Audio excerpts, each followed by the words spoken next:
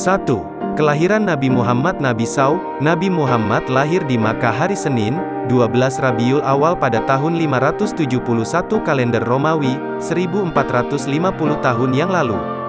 Rasul lahir dari ibu bernama Aminah dan ayahnya bernama Abdullah. Rasulullah Shallallahu Alaihi Wasallam pernah ditanya mengenai puasa pada hari Senin, lantas beliau menjawab, hari Senin adalah hari aku dilahirkan. Tahun tersebut juga disebut sebagai tahun gajah, yakni tahun ketika pasukan gajah di bawah pimpinan Abraha Habasyah tengah menyerang Ka'bah. Allah SWT pun menghentikan aksi mereka dengan segala kebesarannya. Burung ababil pun datang menjatuh batu-batu untuk mendatangkan wabah penyakit. Kisah kelahiran Nabi Muhammad ini ada di dalam surah Al-Fil yang memiliki arti tahun gajah. Rasulullah lahir di masa ini dan dibesarkan sebagai anak yatim karena ayahnya, Abdullah, telah meninggal dunia sebelum usianya genap 3 tahun.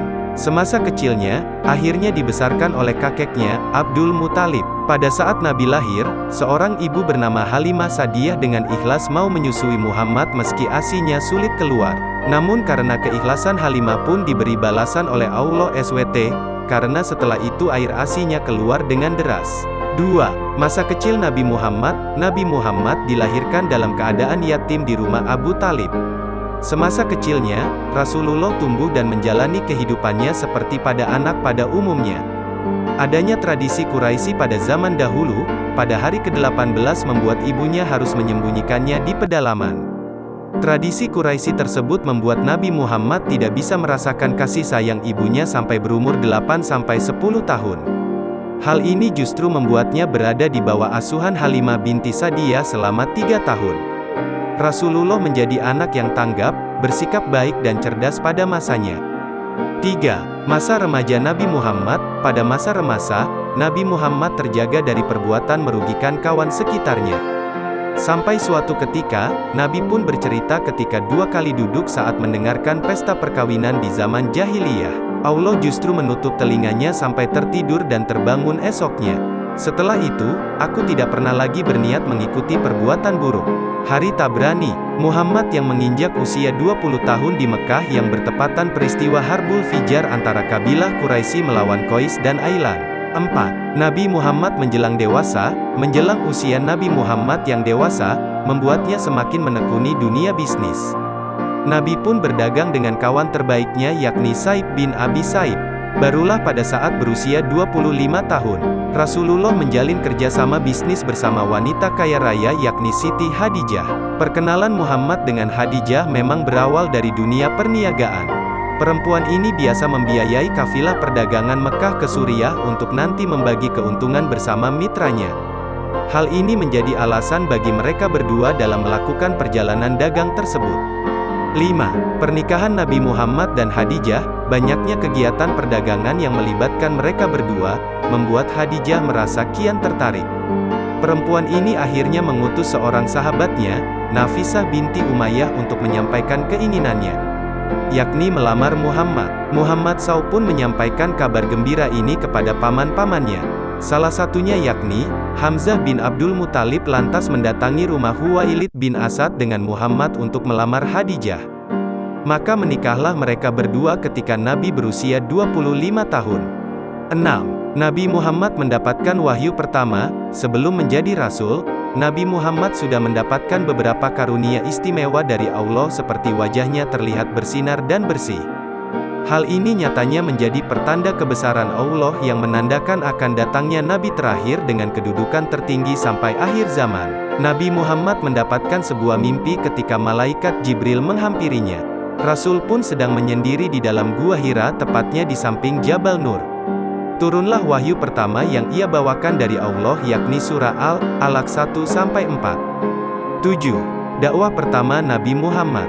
Nabi Muhammad akhirnya memulai dakwahnya secara terang-terangan pada keluarga paling dekat yaitu kalangan Bani Hashim.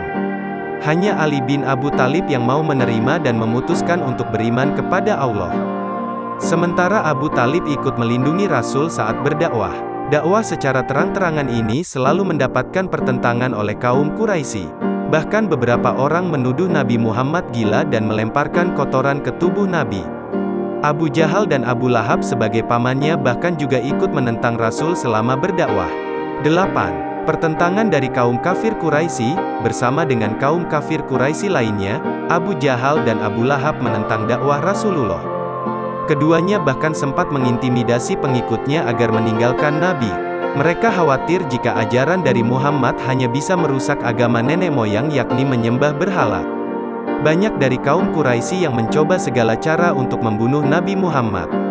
Mereka juga memberikan uang tebusan pada Abu Talib agar membiarkan Rasul wafat. Rencana pembunuhan ini pun sering melibatkan orang luar agar tidak memecahkan perang saudara. 9. Perintah berzakat di zaman Rasulullah. Memasuki zaman Rasulullah SAW tepatnya di tahun pertama di Madinah. Nabi dan sahabatnya serta kaum muhajirin masih menghadapi usaha untuk tetap bertahan hidup. Hal ini karena tidak semua dari mereka merupakan orang berkecukupan, kecuali Utsman bin Affan. Kondisi kaum muslimin yang sudah mulai sejahtera di tahun kedua Hijriah, barulah muncul perintah zakat. Nabi Muhammad SAW akhirnya langsung mengutus Mu'az bin Jabal untuk menjadi katli di Yaman. Rasul pun memberikan nasihat kepadanya agar menyampaikan pada ahli kitab tentang hal ini. 10. Perintah kurban di masa Rasulullah. Nabi Muhammad melaksanakan perintah kurban ketika sedang melakukan haji wada di Mina. Saat itu, Rasulullah menyembelih sebanyak 100 ekor unta. Beliau melaksanakannya sendiri pada 63 ekor sementara sisanya ia serahkan kepada Ali bin Abi Thalib. Penyembelihan ini Nabi Muhammad lakukan setelah melaksanakan salat Idul Adha. Perintah ini pun sudah ada di dalam surah Al-Hajj ayat 36 mengenai jenis hewan yang bisa umat muslim jadikan sebagai kurban. Sebagai umat muslim, juga harus mengetahui cara menyembelih dan tujuannya. 11. Wafatnya Nabi Muhammad. Abu Bakar sebagai sahabat Nabi Muhammad yang sedang tidak di Madinah, terjadilah peristiwa sangat menyedihkan.